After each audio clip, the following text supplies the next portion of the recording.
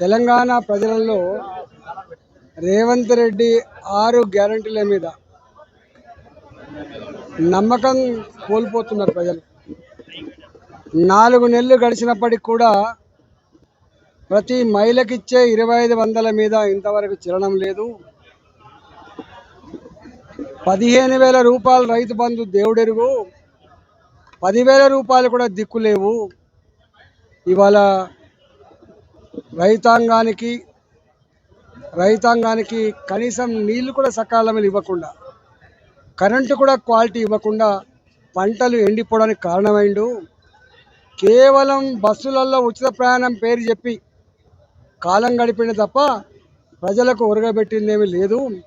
ఇవాళ మళ్ళీ కాంగ్రెస్ పార్టీ కనుక ఓటు వేస్తే మన బతుకులు ఆగమే అనేటువంటి చర్చ గ్రామాలలో పట్టణాల్లో జరుగుతూ ఉంది. కాబట్టి వచ్చే ఎన్నికలలో నరేంద్ర మోడీ గారే మళ్ళీ ప్రధానమంత్రి కావాలని, మల్కాజ్గిరిలో కొట్లాడే బిడ్డ, అవకాశం వస్తే పనిచేసే బిడ్డ ఈటలనే గెలిపించుకోవాలని చెప్పి స్పష్టంగా ఇవాళ చర్చ జరుగుతూ ఉంది. వాళ్ళు డబ్బును నమ్ముకున్నారు, మాకు విరోధంగా పోటీ చేసేవాళ్ళు మద్యాన్ని నమ్ముకున్నారు తప్ప అధికార దుర్వినియోగానికి పాల్పడుతుంది తప్ప ప్రజల్లో పలుకుబడి లేదు. ఇవాళ మీరే సజీవ సాక్ష్యం. నేను ఇక్కడ ఎల్బీ నగర్ నియోజకవర్గం తిరుగుతున్నప్పుడు వాళ్ళంతటా వాళ్ళే మీటింగ్లు ఏర్పాటు చేసుకొని భోజనాలు పెట్టి టిఫిన్లు పెట్టి, బిడ్డ ఈసారి ఒక్క ఓటు కూడా ఇతర పార్టీలకు పోకుండా తీర్మానం చేసుకున్నాం, బీజేపీకే ఓటు వేస్తామని చెప్పేటువంటి సంకేతం, ఆ ప్రేమ స్పష్టంగా కనపడుతూ ఉంది. కాబట్టి మల్కాజ్గిరిలో ఇలా ఏ పార్టీ కూడా డిపాజిట్ దక్కని పరిస్థితి వస్తుంది. మన భారతీయ జనతా పార్టీ అభ్యర్థి ఈటల రాజేందర్ గారికి మద్దతు తెలుపుతూ కాలనీ సంక్షేమ సంఘాలు అందరూ వారు ఏర్పాటు చేసిన కార్యక్రమానికి ఇచ్చేసినారు.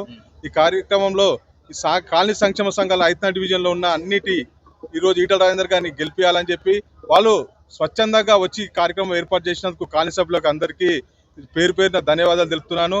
ఈ రాబోయే రోజుల్లో, ఈ రాబోయే ఎలక్షన్స్లో ఖచ్చితంగా మా అందరి సపోర్టు, కాలనీ సపోర్ట్ అంతా మేము ఈటల రాజేందర్ గారికి సపోర్ట్ చేసి ఆయన అత్యధిక మెజార్టీతో గెలిపిస్తామని చెప్పేసి వాళ్ళు చెప్పడం జరిగింది. చాలా సంతోషంగా ఉంది. వాళ్ళు ఇదే స్ఫూర్తితోటి ఎలక్షన్స్ వరకు కూడా ఖచ్చితంగా అన్నెంబడి ఉండి అన్నని గెలిపించే విధంగా వరకు వాళ్ళు పట్టుదలతో ఉన్నారని చెప్పి వాళ్ళు తెలియజేయడం జరిగినది.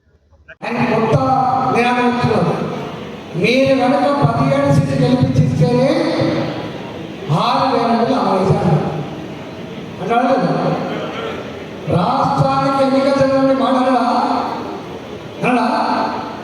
ఇప్పుడు ఎందుకంటాడు అంటే మళ్ళీసారి అబద్ధాలు ఆడి ఎక్కువ పార్లమెంట్ సీట్లు గెలిస్తే హైకమాండ్ దగ్గర ఇంత మెప్పు పొందే ప్రయత్నం తప్ప తద్వారా వాళ్ళ మోసగిద్దు తప్ప ఓట్లేదు.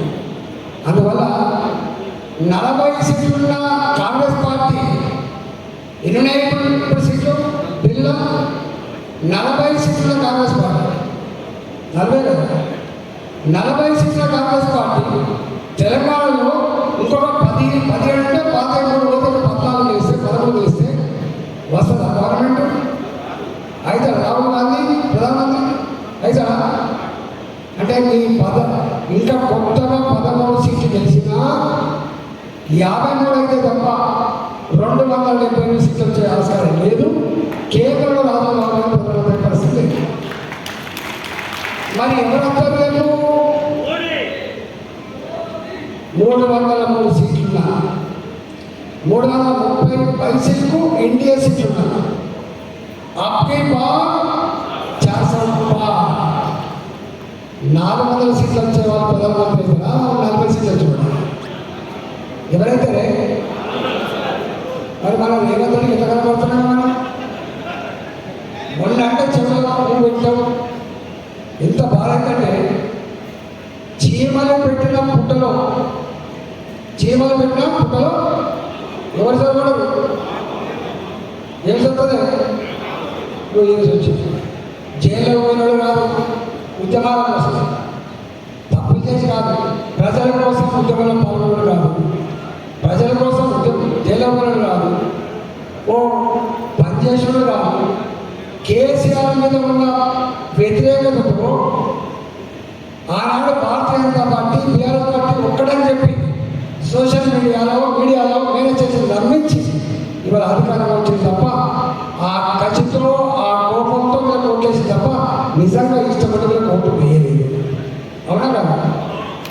ఒకవేళ ఇష్టంగా వేస్తే రేవంత్ రెడ్డి ఏ 6 క్యాండిడేట్ల పెద్ద 66 హామీలు ఇచ్చిందో 66 హామీలు కనుక 6 నెలల కాలంలో అమలు చేస్తే శాశ్వతంగా ఈటల రాజేందర్ రాజకీయాలను తప్పుకుంటాడు. ఎందుకంటే మీ మాట మీకు తెలుసు, మా అందరం మనకి ఏమంటున్నాం, కేసీఆర్ మించిన లేడు.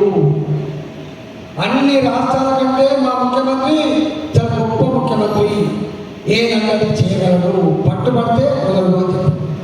కానీ గా ముఖ్యమంత్రి అన్ని రాష్ట్రాల కంటే తెలంగాణ నంబర్ 1 అని చెప్పిన ముఖ్యమంత్రి 1,00,000 రూపాయలు మాకు చేయలేకపోయాడు, నిరుద్యోగ వృత్తి ఇవ్వలేకపోయాడు, పేదవాళ్ళకి సొంత ఇంటిగా నెరవేర్చలేకపోయాడు, చచ్చికిలబడ్డ లాస్ట్కి జీతభత్యాలు కూడా సకాలంలో ఇవ్వకుండా ఇవాళ ఇబ్బంది పడవలసి మనం చూసినాము. దొంగచాటుగా కరెంటు బిల్లు పెంచిండు, 2 నెలలు కట్టే బిల్లు నెలకే కట్టే పరిస్థితి తెచ్చింది తప్ప ఆనాడే చిత్త చేతికి వచ్చింది. గా ముఖ్యమంత్రి చేయని పని ఇవాళ రేవంత్ రెడ్డి గారు 2 లక్షల రుణమాఫీ చేస్తాం. నమ్ముతారా? నాకు తెలిసి ఒక 5,000 కోట్ల రూపాయలు కూడా సంవత్సరానికి అదనంగా ఖర్చు పెట్టే శక్తి ఇక్కడ ఉన్నటువంటి ఆర్థిక పరిస్థితి లేదు. ఇవాళ బిల్లులు గ్రామ పంచాయతీలో సఫాయి సిద్ధాంతాలు లేవు, అవుట్ సోర్సింగ్ ఉద్యోగ సిద్ధాంతాలు లేవు, ఇవాళ పనిచేసిన కాంట్రాక్టర్ బిల్లు వస్తలేవు, పైరవీ చేసుకుంటే తప్ప ఈ రాష్ట్రంలో బిల్లులు రాని పరిస్థితుల్లో రేవంత్ రెడ్డి గారు ఈ మలకాగిరి పార్లమెంట్కి వెళ్ళి చేస్తా అంటే ఇది బట్టి